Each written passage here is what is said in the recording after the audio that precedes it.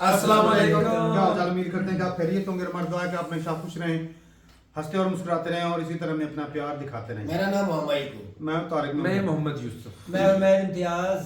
आज हम जिस वीडियो पे रिएक्शन देने जा रहे हैं, इस वीडियो का टाइटल है USA doomsday nuclear war planes suddenly appear is Trump sending a message to the world. तो देखते हैं जी वीडियो और अपना रिव्यू कर देंगे। कौन हम करते हैं 3 2 1 वीडियो स्टार्ट। नमस्कार, वेलकम टू करियर 247। मैं हूं प्रशांत धवन। नाउ रिसेंटली ये क्लिप दुनिया भर में वायरल हो गई है। यहाँ पे आप देख पाओगे यूएसए का एक बहुत ही इंपॉर्टेंट प्लेन, एक सीक्रेट प्लेन जो तभी यूजुअली दिखता है जब यूएसए एक वॉर के बहुत ज़्यादा करीब होता है, या फिर न्यूक्लियर वॉर का खतरा होता है, या फिर प्रेसिडेंट की जान को लगता है कि बहुत ज़्यादा खतरा है, तभी यूएसए का डूम्सडे प्लेन दिखता है। 50 साल के बाद पहली बार ये प्लेन रिसेंटली स्पॉट किया गया है। इसके जो विजुअल्स हैं ये सामने आए हैं और आप देखोगे अमेरिकन मीडिया में ही बहुत आर्टिकल पब्लिश हुए हैं कि वाई सीइंग दिस प्लेन। अगर आपने ये प्लेन देख लिया तो इसका मतलब काफ़ी हद तक आप ये लगा सकते हैं जीने के लिए बस 5 मिनट बचे हैं। ये ऑफ कोर्स एक अतिशोक्ति के साथ बोला जा रहा है क्योंकि ये प्लेन बनाया गया है एक न्यूक्लियर वॉर के दौरान यूएस प्रेसिडेंट को सेफ रखने के लिए, इसलिए इसको कहा जाता है डूम्सडे। डूम्सडे जो ये शब्द है इसका मीनिंग आपको समझना होगा। जो एब्राहमिक फेथ है, प्राइमरली क्रिश्चियनिटी, वहां पर माना जाता है कि धरती में एक दिन डूम्सडे आएगा, एग्जिस्टेंस का आखिरी दिन। बहुत तबाही होगी, हर जगह आग फैली होगी और बेसिकली ह्यूमन बींग्स बचेंगे नहीं। और ये जो वर्ड है इंग्लिश लैंग्वेज में इतना ज़रा पॉपुलर है कि आपने देखा होगा सुपरमैन का जो सबसे बड़ा दुश्मन माना जाता है या फिर सबसे ताकतवर दुश्मन माना जाता है, उसका भी नाम डूम्सडे रखा गया है कॉमिक्स में। तो डूम्सडे प्लेन आप इमेजिन करके देखिए, जब यूएस एक प्लेन को नाम दे कि ये है हमारा डूम्सडे प्लेन, तो अपने आप में पूरी दुनिया में कितनी ज़्यादा न्यूज़ बनेगी जब अचानक से वो प्लेन अपीयर होता है एक ऐसे टाइम में जब डोनाल्ड ट्रंप हर जगह वॉर की बात कर रहे हैं। वेनेजुएला पे अटैक कर दिया, आप कह रहे हैं कि ग्रीनलैंड कब जाऊंगा, साथ ही साथ कई और कंट्रीज़ को, मैक्सिको को बॉम्ब करने की बात कर रहे हैं, और इवन अपना जो रक्षा मंत्रालय है उसका नाम बदल के कर दिया है युद्ध मंत्रालय। ऐसे टाइम में आफ्टर 51 ईयर्स जब डूम्सडे प्लेन दिखता है तो क्वेश्चन यही सामने आता है कि या तो डोनाल्ड ट्रंप एक इवेंचुअल न्यूक्लियर वॉर के लिए प्रिपेयर कर रहे हैं या फिर डोनाल्ड ट्रंप कुछ सिग्नल कर रहे हैं। सिग्नल एक तरीके से यहां पर यह हो सकता है कि मैं एक बार को न्यूक्लियर वेपन यूज करने से भी पीछे नहीं हटूंगा। अगर बात वहां पे आ गई तो यूएस फिर से, बाय द वे आप अगर इतिहास में देखें तो सिर्फ एक कंट्री है जिसने एटॉमिक वेपन्स यूज किए हैं, वो है यूएसए। हिरोशिमा नागासाकी पे 2 एटॉमिक बॉम्ब्स गिराए गए थे। आज के समय तो खैर उससे काफ़ी ज़्यादा स्ट्रॉन्गर वेपन सामने आ चुके हैं। तो ये डूम्सडे प्लेन का अपीयर होना, आप कह सकते हैं एक मैसेज है पूरी दुनिया को कि यूनाइटेड स्टेट्स ऑफ अमेरिका ना सिर्फ अपना डिफेंस बजट $1 ट्रिलियन से $1.5 ट्रिलियन कर रहा है, जो एक मैसिव जंप है, मतलब, और वो भी 1 साल के अंदर अंदर। और ये वही प्रेसिडेंट है जो कह रहे थे कि मैं डिफेंस बजट कम करूंगा, खर्चा कम करूंगा।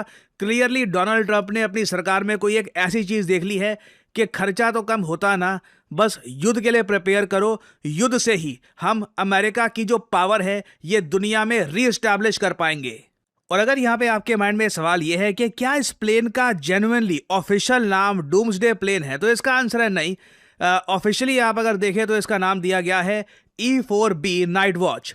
E4B नाइट वॉच एक बहुत ही सिंपल लैंग्वेज में मैं आपको अगर बताऊं तो ये बोइंग 747-200 का मिलिटराइज्ड वर्जन है। जो बोइंग 747 काफ़ी बार लोग यूज़ करते हैं सिविलियन पर्पस के लिए, वैसा ही है, बस मिलिट्री पॉइंट ऑफ व्यू से इसमें कुछ चीज़ें ऐड कर रखी है, जैसे कि मिड एयर रिफ्यूलिंग। एक बार ये प्लेन टेक ऑफ कर गया तो बिना लैंड किए 12 घंटे तक आराम से ये हवा में उड़ सकता है और हवा में ही इसकी रिफ्यूलिंग हो जाएगी। बेसिकली इसका मतलब ये है कि डोनाल्ड ट्रंप को अगर मान लीजिए कई हफ्तों तक बस ऊपर रहना है, हवा में रहना है, नीचे अगर प्लेन टच करता है तो डर है सिक्योरिटी को लेकर, कुछ इन पे अटैक हो सकता है, तो उस पर्टिकुलर केस में ये प्लेन काफ़ी हद तक परफेक्ट है। यहाँ पे आप देख पाओगे इस तरीके से दिखता है ये यूएसए का डूम्सडे प्लेन। अंदर आप नोट कर पाओगे कि जो कॉन्फ्रेंस रूम है और जो मीटिंग के लिए रूम है ये और ज़्यादा बड़े हैं compare to a normal plane. इसको डिज़ाइन इसलिए किया गया है कि मान लो कल को हवा में ही डोनाल्ड ट्रंप को ब्रीफिंग देनी है from the US air force, from the US army, तो ये ब्रीफिंग आराम से एयरबोर्न में ही हो सकती है। वहाँ पे यूएसए के उस वक्त सारे जो इंपॉर्टेंट ऑफिशियल्स हैं, जो रक्षा मंत्री हैं, वो भी अवेलेबल होंगे। सबके लिए प्रॉपर सीटिंग एरिया है, जो प्रेजेंटेशन है ये भी प्रॉपरली हो पाएगी, कोई डॉक्यूमेंट्स रखने हैं, इन सब चीज़ों का एम्पल रूम यहाँ पे अवेलेबल कराया गया है। और अगर कल को कोई अगर मान लो देश इस प्लेन को अटैक करने का प्रयास करता है तो इसके चांसेस काफ़ी कम है, क्योंकि इसकी सिक्योरिटी के लिए ही बहुत सारे F-35 फाइटर जेट्स इसके आसपास रहते हैं। और उसके अलावा यूएस एयरफोर्स की वेबसाइट पे ही साफ साफ लिखा हुआ है कि the E-4B is protected against the effects of electromagnetic pulse and has an electrical system designed to support advanced electronics and wide variety of communication equipment। तो अगेन यहाँ पे एडवांस सैटेलाइट सिस्टम से ये कनेक्टेड है। यहाँ पे ऐसा भी नहीं है कि कल को कोई इंटरनेट कट कर सकता है। इंटरनेट हमेशा सैटेलाइट कम्युनिकेशन से लगातार प्रोवाइड होता रहेगा। और साथ ही साथ यहाँ पर न्यूक्लियर और थर्मल शील्डिंग भी है कि मान लीजिए ये प्लेन तभी टेक ऑफ होता है जब पीछे एक न्यूक्लियर ब्लास्ट हो रहा है, तो उस न्यूक्लियर ब्लास्ट मैं ये तो नहीं कहूंगा कि बिल्कुल उस न्यूक्लियर ब्लास्ट की हीट से ये प्लेन बच जाएगा, बट जो एक काफ़ी डिस्टेंस पे इम्पैक्ट आता है रेडिएशन का या फिर थर्मल जो इफेक्ट्स आते हैं, उससे काफ़ी हद तक ये प्लेन सेफ रहेगा। एकॉस्टिक कंट्रोल्स यहाँ पे आपको मिल जाएंगे और ओवरऑल काफ़ी इंप्रूव टेक्निकल कंट्रोल फैसिलिटी यहाँ पर है। और ऐसा नहीं है कि पिछले 50 सालों में ये प्लेन यूएसए ने बिल्कुल गायब कर दिया था। ये प्लेन हमेशा एक्टिव रहता था, बस यूजुअली मीडिया की नजर से काफी दूर रहता है ये प्लेन। सडनली अब हम देख रहे हैं कि रिसेंटली इसने लॉस एंजलिस एयरपोर्ट, जो एक बहुत ज्यादा हाई प्रोफाइल एयरपोर्ट है यूएसए में, मीडिया यहाँ पर हमेशा अवेलेबल रहता है, सेलिब्रिटीज काफी बार आते हैं यहाँ पे लॉस एंजलिस कैलिफोर्निया में। तो लॉस एंजलिस एयरपोर्ट में जिस तरीके से इसकी लैंडिंग हुई है उससे साफ पता लग रहा है कि यूएस पूरी दुनिया को एक मैसेज सेंड करना चाहता है। और इवन दो इस प्लेन में डोनाल्ड ट्रंप नहीं थे जब ये प्लेन दिखा था, यहाँ पे यूएसए के जो वॉर मिनिस्टर हैं पीट हेग्सेथ, ये यहां पर थे। आई थिंक आने वाले समय में इस प्लेन को देखकर रशिया और चाइना भी न्यूक्लियर वॉर को लेकर, न्यूक्लियर वॉर की पोस्चरिंग को लेकर बहुत इंपॉर्टेंट स्टेप्स उठाने वाले हैं, जिससे शी जिनपिंग और व्लादिमीर पुतिन की सिक्योरिटी भी और ज्यादा इंप्रूव कर दी जाए। और अगर यहाँ पे आपका सवाल है कि क्या भारत के पास सिमिलर टाइप का डूम्सडे प्लेन है, तो इसका आंसर है बिल्कुल भी नहीं है। देखो, वैसे अगर हम बात करें कि इंडिया के मिनिस्टर्स और पीएम को सेफ रखना है ऐसे टाइम में कि मान लो न्यूक्लियर वॉर हो रही है, तो उसके और हमारे पास तरीके हैं। एक मिलिट्री ट्रांसपोर्ट प्लेन ले लिया, उसको हवा में बस फ्लाई करते रहे, एयर में रिफिलिंग उसकी करते रहे हम, वो एक बार को हो सकता है। जो मेन पार्ट है इस प्लेन का, जो डूम्सडे प्लेन है, वो हम कॉपी कर सकते हैं, सेम चीज़ हो सकती है, बट उसमें काफ़ी और चीज़ें जैसे कि साइज, उसके अलावा न्यूक्लियर अटैक से काफी हद तक जो एक शील्ड मिलती है उसको, वो सब चीजें नहीं होंगी। तो एक बार को बिल्कुल पीएम मोदी या फिर भारत के जो मिनिस्टर्स हैं वो भी ऐसे सिनेरियो में भारत सरकार सेफ रख सकती है। बट हमने स्पेसिफिकली इस काम के लिए एक प्लेन अभी तक डेजिग्नेट नहीं किया है। यूएसए में ऐसे 2 प्लेन्स है बाय द वे। इन लोगों को न्यूक्लियर वॉर का इतना डर रहता है कि इन लोगों ने ना सिर्फ एक, 2 डूम्सडे प्लेन बना रखे हैं। एक तो E-4B जो अभी रिसेंटली दिखा, नाइट वॉच, दूसरा है E-6B मरकरी। ये इनका सेकंड डूम्सडे प्लेन है, सेकंड न्यूक्लियर कमांड एयरक्राफ्ट। उसके अलावा रशिया ने ऑब्वियसली खुद का एक प्लेन बना रखा है ऐसा, मैक्स डोम इसको कहा जाता है। ये काफ़ी हद तक यूएसए के डूम्सडे प्लेन की तरह ही काम करता है। अगर मैं बात करूं फीचर्स की, तो जो डूम्सडे प्लेन में आपको मिलेंगे ऑलमोस्ट सेम फीचर्स ही इसमें हैं। चाइना का भी बताया जाता है कि सिमिलर प्लेन है, बट इसका नाम क्या है ये कभी भी चाइनीज गवर्नमेंट ने ऑफिशियली मीडिया को बताया नहीं है। बट बताया जाता है कि ये लोग भी काफ़ी हद तक यूएस और रशिया की तरह सिमिलर टाइप का प्लेन बनाकर बैठे हैं। क्या भारत को भी सिमिलर प्लेन बनाना चाहिए या नहीं बनाना चाहिए, लिखेगा इसके बारे में कमेंट सेक्शन में। डिफिकल्ट नहीं होगा, I don't think it will be difficult. इसके लिए बजट चाहिए होगा आई थिंक। और हाँ, यहाँ पे मेन खर्चा आता है मेंटेनेंस का, क्योंकि आप मान के फिर चलते हो कि न्यूक्लियर वॉर जब होगी तो आपका ये प्रोटोकॉल होगा, इस तरीके से आप पीएम को, प्रेसिडेंट को सेफ रखोगे। तो उस पर्टिकुलर केस में हमेशा ये प्लेन रेडी रहना चाहिए 24 आवर्स अ डे, क्योंकि अगर मान लो ये प्लेन की जरूरत आन पड़ी अचानक से और न्यूज़ मिलती है कि अभी तो देखो इस प्लेन को उड़ाने में लगेंगे 2-3 महीने लगेंगे, पड़ा हुआ है, तो फायदा नहीं है। It has to be ready all the time, 24 hours a day. और एक्चुअली ऐसे प्लेन काफ़ी बार एक नहीं होते, यूजुअली 4 होते हैं, ताकि अगर मान लीजिए कुछ प्लेन्स मेंटेनेंस के लिए गए हैं, कुछ रिपेयर वर्क वहाँ पे हो रहा है, तो एक ना एक उसका वर्जन हमेशा रेडी रहता है। तो लॉन्ग टर्म का मेंटेनेंस का खर्चा ऐसा काफ़ी ज़्यादा रहता है, वो ऑब्वियसली टैक्स पेयर के पैसे से ही जाएगा। तो यहाँ पे मैं जानना चाहूँगा आपके हिसाब हिसाब से, do you think India should build its own doomsday plane और नॉट? लिखेगा इसके बारे में कमेंट सेक्शन में, मैं जानना चाहूंगा आपका ओपिनियन। और फाइनली यहाँ पे आप लोगों से मैं क्वेश्चन पूछूंगा। क्वेश्चन ये है कि वेमार ट्रायंगल ये एक पॉलिटिकल ग्रुपिंग है जो रिसेंटली काफी ज्यादा न्यूज में रही थी। आपको बताना है कि वेमार ट्रायंगल ये किन 3 कंट्रीज का ग्रुप है, क्योंकि भारत के जो विदेश मंत्री हैं डॉक्टर एस जयशंकर, रिसेंटली पहली बार इनको वेमार ट्रायंगल की मीटिंग में इनवाइट किया गया था। भारत ने पहली बार ये मीटिंग अटेंड करी है। तो बताइए वेमार ट्रायंगल किन 3 देशों का ग्रुप है? ये है यहाँ पे आपकी options: France, Germany, Poland, Italy, Spain, France, Russia, India, China, या फिर India, Nepal, Pakistan. Comment section में करिए उत्तर। जो लोग देंगे सही आंसर उनकी कमेंट को मैं दे दूंगा हार्ट, ताकि बाकी लोग समझ पाएं कि सही उत्तर क्या है। आज के समय पूरे भारत में कई लोग हैं जो करियर 247 का IBM powered data analyst course complete करके अपनी पहली जॉब स्टार्ट कर चुके हैं, और हमें रोज नए नए टेस्टिमोनियल्स मिल रहे हैं, और आने वाले समय में आप देखोगे ऐसे टेस्टिमोनियल्स और भी आते रहेंगे। Hi, I am Shalraj. I am from Hazaribagh, Jharkhand. I recently got placed in College Dunia, surely just because of Career 247. मैंने Career 247 के Data Analytics कोर्स को ज्वाइन किया था, which is in collaboration with IBM. ये पूरा course अलग अलग modules में डिवाइडेड है। सारे मॉड्यूल्स के एंड में मिनी प्रोजेक्ट्स हैं। 7 महीने का ये कोर्स है जिसमें कि 2 मेजर प्रोजेक्ट्स भी हैं। प्रोजेक्ट्स को मैं इसलिए हाईलाइट कर रहा हूँ क्योंकि यही आपके इंटरव्यू क्रैक करने में बहुत इंपॉर्टेंट रोल प्ले करते हैं।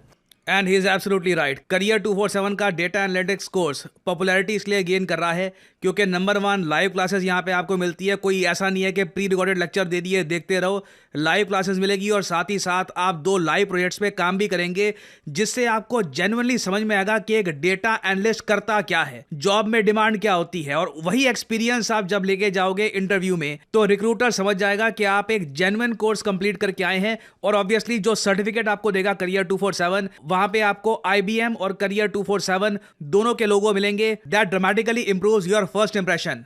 और 2026 में भी मैं आपको बता दूं, डेटा एनालिस्ट की डिमांड ग्लोबली, ना सिर्फ भारत में, ये ग्लोबल फिनोमेना है, चाहे यूरोप हो, US हो, हर जगह डेटा एनालिस्ट की डिमांड बढ़ती रहेगी। मैं कहता हूं अगर आप data analyst as a career नहीं भी चूज करते, आपके पास डेटा एनालिस्ट की एक स्किल भी है ना, उससे भी जॉब में आप सबके लाडले बन के रहेंगे। You will be the golden boy of the office. तो आपको करना सिंपली क्या है, अगर आप इंटरेस्टेड हैं in a career as a data analyst, आपको यहाँ पे एक जॉब लग रहा है कि this should be my future proof job, तो वीडियो के डिस्क्रिप्शन या फिर कमेंट सेक्शन में जाइए, पिन कमेंट में आपको लिंक मिल जाएगा। ये इस लिंक पर करिए क्लिक, यहाँ पे आपके सामने ये पेज खुल जाएगा।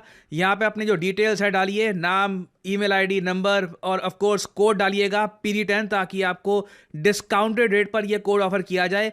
करियर 247 की तरफ से काउंसलर आपको कॉल करेंगे, आप बात कर सकते हैं। यू कैन डिस्कस आपके करियर के क्या प्रोस्पेक्ट्स हैं, आप क्या देख रहे हैं, आप इस कोर्स से क्या चाहते हैं, और आप अपनी जर्नी स्टार्ट कर सकते हैं in the field of data analytics with career 247। Remember to use the code PD10 to get the discounted price in the course. और इसी नोट के साथ यह है वीडियो का अंत। Thank you for listening and as I always say, may the gods watch over you.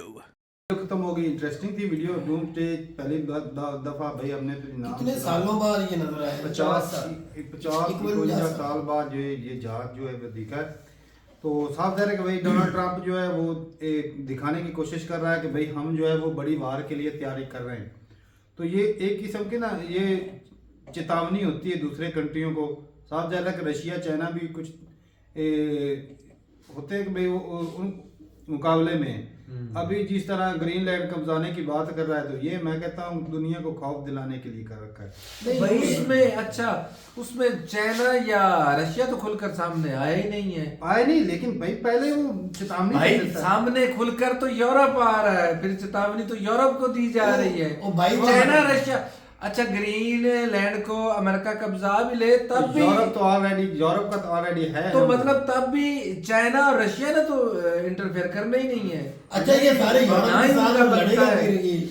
ये भी देखिए ना, आज मैं इनको दिखा रहा था, ट्रम्प की स्टेटमेंट आई थी कि मैं इतनी ताकत और सलाहियत रखता हूँ कि मैं पूरी दुनिया पे हमला कर सकता हूँ और जिस पे चाहूँ मैं कब्जा कर सकता हूँ।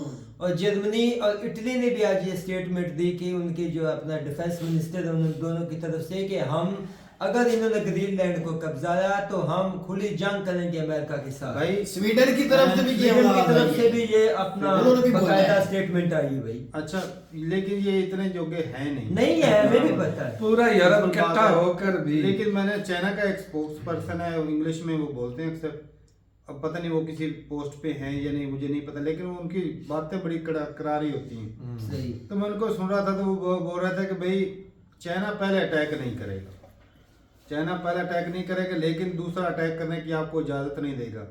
और चाइना के पास इस तरह के मिसाइल हैं कि भाई दुनिया के किसी भी हिस्से में 20 मिनट के अंदर अंदर वो जवाब दे सकते हैं। वो जो अटैक कर वाला भी सकते कह रहे थे। और भाई वो ताकत रखते हैं। और न्यूक्लियर से भी ज्यादा पावरफुल बम है हाइड्रोजन बम, और वो इतना पावरफुल है वो पूरा शहर तबाह कर देता है।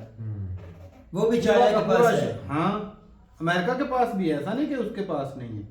वो तो फिर सुपर अमेरिका पावर के है। पास है, रशिया के पास है, मेरे ख्याल ना। मुझे ये लगता है कि ये जो वार्निंग दी गई है ना, जो पिछले 1-2 दिन से जो यूरोप की कंट्रीज की तरफ से स्टेटमेंट आ रही है ना ट्रम्प के खिलाफ, ये उस दुराए में ये सारा कुछ हो रहा है। इसमें रशिया और चाइना का कोई इंटरफेयर नहीं है। बात सिंपल सी, उसने भाई कब्जाना है, उसको 4 ट्रिलियन के भाई साहब जो मिनरल है वो दिख रहे हैं तो और उसने निकालना है भाई तो साहब। उसे अपने ताकत पे भी भरोसा ये है। बंदे की सोच मुझे नहीं समझ आ रही। कभी कहता है वो जो मतलब जंग लगी थी, आप दोनों ने जंग लगवा दी है, वो जो बैटन के दौर की बात कर रहे, जब स्टार्टिंग हाँ, में तू भी बोल के इधर कभी करता है। का- तू इधर पता क्या करता था, जो बाइडेन आएगा ट्रम्प आएगा, तो जंगे रुकवाएगा। तो फिर उसने जंग पाकिस्तान और इंडिया की रुकवाई नहीं, बड़ी रुकवाई ना।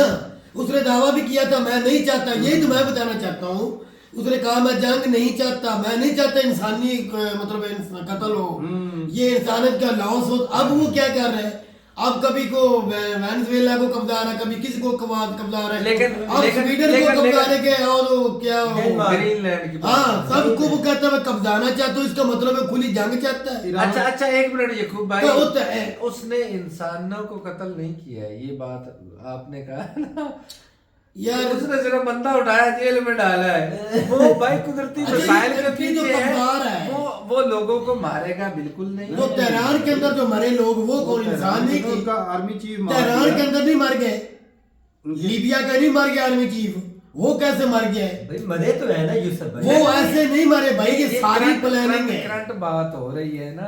अब तो ईरान वो के अंदर जो अटैक वसाइल किया के पीछे भाग उसमें भी रहा है। काफी लोग उनके मारे गए। ये यूसुफ से पूछो, कह रहा है वो सिर्फ उसने वेनेजुएला के सदर को आर्मी को उठाया है, जेल में डाला उसको तो है। चलो उठाया, तो तेहरान के अंदर वहाँ इतनी पर तो मौतें कोई हुई हैं, बंदा वो तो कैसे नहीं होगी मरा। यार? यहाँ वो पर इतने तो बहुत मरे बेचारे मारे गए यहाँ हैं। पर मरे बाकी बिल्कुल। फिर ये चेतावनी भाईजान उसका मकसद ये है कि जो मिनरल एज कुदरती वसाइल है आने वाले दौर में, ये हकीकत है। तारक भाई कहता है 2 चीजें थी, मगर मैं एक टेक्नोलॉजी, एक जिस पर स्पेस पे जिसका कब्जा है, आने वाला दौर उसी का तकड़ा होगा। तो भाई ये जो कुदरती या मिनरल्स है ना, ये भी उनसे भी आगे या है सिंपल सी चीज, जिसके लिए ये भागा हुआ है। 2 चीजें, एक टेक्नोलॉजी और एक नेचर। दूसरा एनर्जी। अच्छा तो वो नेचर से आती है ना। एनर्जी भाई साहब, एनर्जी जो है जो वो उस पे कंट्रोल होगा अमेरिका का, जिसमें जैसे कि देख लेंगे भाई सारी एनर्जी जो है वो डीजल, पेट्रोल और गैस है और लिथियम है। वो भाई साहब ये वेनेजुएला में बहुत मिकदार में, इसीलिए तो सोना तक भी उधर है। बिल्कुल। अच्छा भाई, अगर इधर बात करें तो भाई जो ताइवान है वहां पर भाई साहब दुनिया की सिलिकॉन भाई जो चिपें होती हैं वो बनती हैं ताइवान में सबसे ज्यादा उधर। पूरी दुनिया में। तो भाई वो साफ ज़ाहिर है कि भाई टेक्नोलॉजी पे कब्जा हो जाना है चाइना का। तो ये दो पावरें ये हैं। 2 पावरें फिर तो मिलकर वो दुनिया को चाइना ने चलाएंगी। भी पूरी धमकी दी है ताइवान के ऊपर कब्जा एक नहीं होने दूसरे की देंगे। जरूरत को ये पूरा करेंगे, हाँ। ये एक दूसरे की मुताजी दूर करेंगे भाई साहब। ये जिस तरह तेरे कहने का मतलब अमेरिका और चाइना मिलकर ये सब कुछ कर रहे हैं? तो ये मिलकर पावरें नहीं मिलकर है। मतलब है कि जिस तरह तू बात आ रहा है कि अमेरिका ये सब कुछ अमेरिका कब्जाएगा, इधर ताइवान के तो ऊपर ये कब्जा रशिया, करेगा। यूक्रेन तो इन दोनों की ये गेम है फिर भाई इसमें चाइना और रशिया अमेरिका की। रशिया का भी किरदार है। अभी भाई साहब हाँ रशिया को भी ले लो बीच में, वो भी होगा। पावरें जो है मतलब ये आ जाके ये 3 कंट्रियां फिर सारी दुनिया को कंट्रोल करना चाहते हैं। अभी भी कर रही हैं। यही अभी कर भी रही यही हैं। है पावरें 3। तो हम तो फिर मतलब हम तो कठपुतली है। हम ये सारी दुनिया कठपुतली है वो उन तीनों ही के ना। अलावा। ये एक कंट्री है जो टक्कर का हो सकता है, लेकिन वो भी 40-50 साल, वो है इंडिया। नहीं नहीं, इंडिया नहीं लड़ेगा यार, इंडिया तरक्की कर रहा है, इंडिया इस तरह नहीं जंग में आएगा। वो जंग की बात नहीं कर रहा, इनके लेवल का टक्कर के, अरे टक्कर दिक्कर अभी तक तो वो पीछे, इनसे पीछे है, अभी तक तो पीछे है, लेकिन बहुत पीछे जिस तरह जिस स्पीड से इंडिया बढ़ रहा है ना भाई, ये इंडिया टक्कर दे सकता अगर इसी तरह चलता रहा सही से। अच्छा ये जो जितना कोई दारोमदार ये कुछ कर रहा है ट्रम्प, मतलब एक सियासी भी होते ना, अवाम के बात में भी बड़ा कुछ होता है। अगर अवाम चाहे जिस तरह हम कह रहे हैं कि ये ट्रम्प क्या करना चाहता है, ये कब्जाना चाहता है, ज्यादती कर रहा है, क्या अवाम जो अमेरिका के अंदर रहते हैं, अवाम जिनकी वोट की ताकत से आया है, क्या वो इसके खिलाफ उठ के खड़े हो जाएंगे? पैसे आते हुए दुखते हैं। नहीं नहीं, अगर वो अपनी कंट्री में भी ऐसा करते तो मेरी बात सुने, चार्ट एक हालात कंट्री में भी ठीक नहीं होते, वहाँ पे महंगाई आते ज्यादा हो जाती है, मिनरल जो है पहले की तरह नहीं रहते, फिर वो भी तो चार ट्रिलियन के पिछले दिनों उसके खिलाफ कितनी आवाम निकली। और मेरी जान, ये सारा पैसा उनके लिए कमा रहे हैं। किसके लिए क्या नहीं करवा रहा है? मुझे नहीं लगता ये खुद ही कमाएगा, ये जो डॉलर बनेगा, ये बंदा बिजनेसमैन है, तो सारे बिजनेसमैन है। वेनेजुएला से जो कुदरती वसाइल लेकर जाएंगे वो किसके इस्तेमाल में? खूब बच्चों की तरह बात कर रहा है, सारा कुछ तो वो कब्जा, एनर्जी मैंने बोला कि भाई सारी एनर्जी उन्होंने कब्जा करना है एनर्जी के ऊपर, तो बाकी भाई ये रशिया के हाथ में छनकने ही आना है भाई, सीधी बात है। क्यों? ये करके बैठा आज जो है ना, ये मौजूदा टाइम पे देखा जाए तो दो पावरें होनी है बड़ी तकड़ी। अमेरिका रशिया के पास नो डाउट के इतिहास वाइज जो है तगड़ा है, लेकिन भाई इकोनॉमी भी कुछ माने रखती है, और इकोनॉमी को जो टक्कर दे रहा है वो है चाइना। टेक्नोलॉजी भी उसके पास है, उसके पास भाई साहब मैन्युफैक्चरिंग जो कैपेसिटी है बहुत ज्यादा है। इंडिया जो है वो रशिया से कई गुना पावरफुल है। वो उसके ऊपर पाबंदियां जो लगी हुई अमेरिका लगाई रशिया के ऊपर, बंदा भाई उसके नाम कुछ हो ही उसके नहीं पास सकती। इतनी मैन्युफैक्चरिंग चीजें नहीं है, वो हथियार बनाता और तेल गैस है बस, और उसके पास इतना कुछ नहीं है।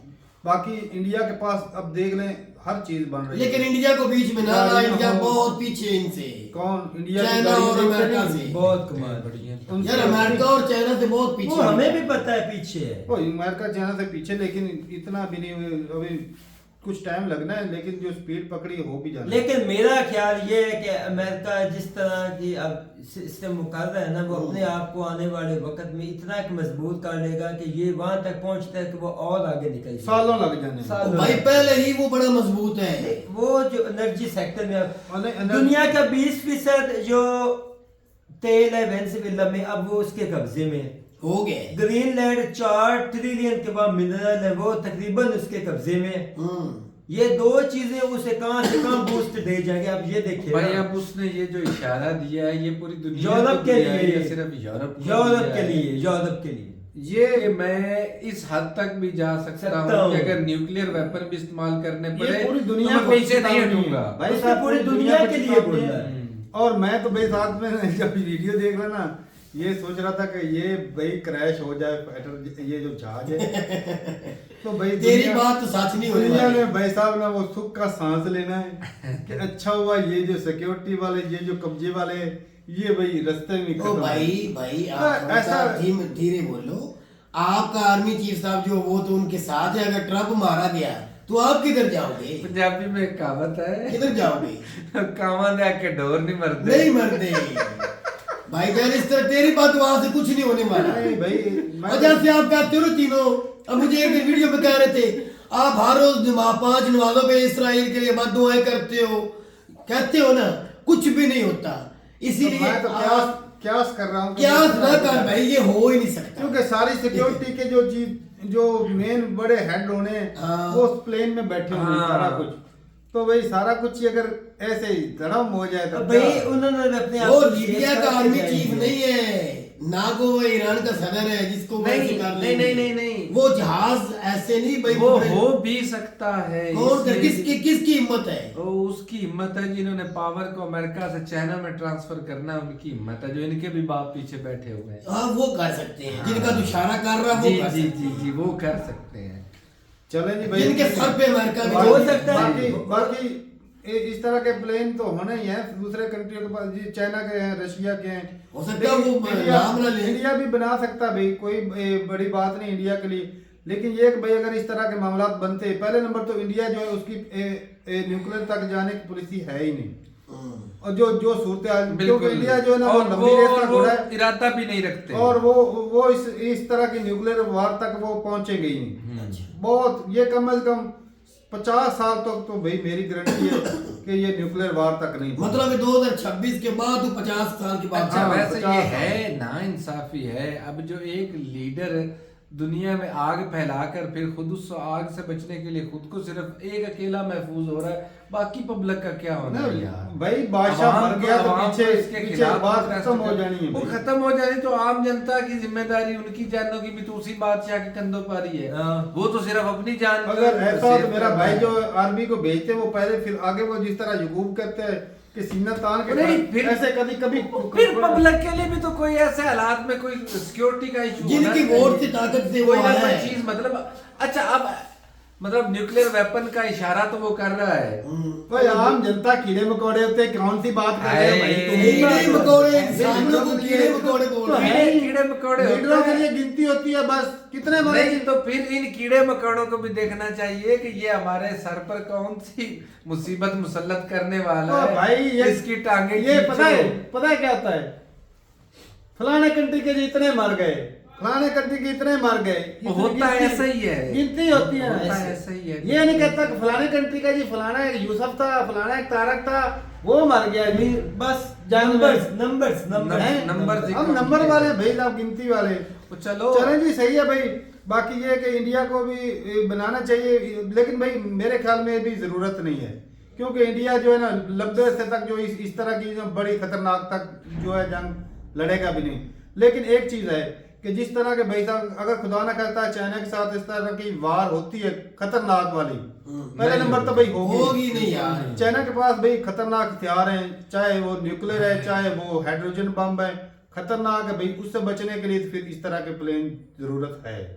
लेकिन भाई जो पहले नंबर जो प्रायोरिटी है वो भाई इस तरह की जंग होगी नहीं, खास तौर पे ये इंडिया और ट्रम्प की भी चाइना। धमकी ही है, जंग वाली बात दूसरा नहीं टाइम पे है। अगर कोई फड्डा पड़ा ना तो भाई ये न्यूक्लियर तक नहीं जाने। चाइना और रशिया हो गया, चाइना हो गया, अमेरिका आपस में न्यूक्लियर वार कभी भी नहीं लड़ेंगे।